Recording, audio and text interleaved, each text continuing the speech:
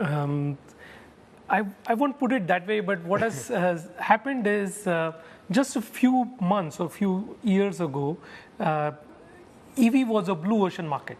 You know, Tesla is cruising and BYD is cruising, and suddenly, because the barrier to entry is so low, it has suddenly become a red ocean. Suddenly, there are hundreds of EV manufacturers who have come in, and the demand hasn't quite picked up the way it should, because it is still dependent on the incentives and the subsidies that are given by the government. So the genuine customer demand, which is supposed to sustain without any support from the government, hasn't really taken off in most of the countries. And that's the reason why we see the situation we are in. Of course, is it as bad as it gets? Maybe there is a consolidation in offering. Maybe there are some players who are unable to offer value. When I say value, it not necessarily all the features, not necessarily the lowest price. It has to be a combination of both. So some players who are not able to do that will perish, and then what we will see is a more refined version of battery electric vehicles who would probably thrive and grow this market further. Yeah, I mean, and on the consolidation point, I mean, there's been lots of talk about that. When is that really going to be happening in your view, and who are going to be the winners and losers from this? Is it just the ones with the biggest market share? Hard to pick a name or hard to pick even the country, because what's happened is most of the EVs players are consolidated or they are present in China, and they're huge in numbers.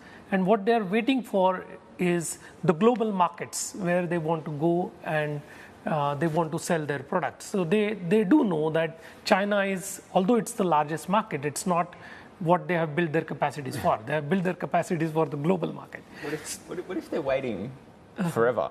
Because, you know, you had Sherrod Brown the other week saying he wants a complete ban, and this is a Democratic senator. This isn't some Republican senator saying he wants a complete ban of China EVs in the United States. Maybe that's, you know, just fighting words, considering Ohio's a battleground state.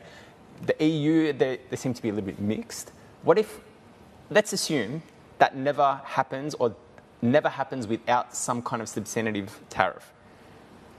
Is the China EV market as such sustainable in terms of these players within the domestic market and just a smattering of elsewhere, like countries like Australia, or, you know, perhaps some of the across Africa and ASEAN? Yeah. So in this global world, it's very hard to say that we don't want a product from X country. I think that's very hard, because maybe if I take you 40 years back, they would have said we don't want Japanese products, right? But today, Japanese products are market leaders in US. How did that happen? Because Japanese figured out a way to sell their products in US in a way that is acceptable to them. The Chinese will do the same, because they are not just there to be there in China and not do anything about it. So if they think that their products are winners, they will figure out a way.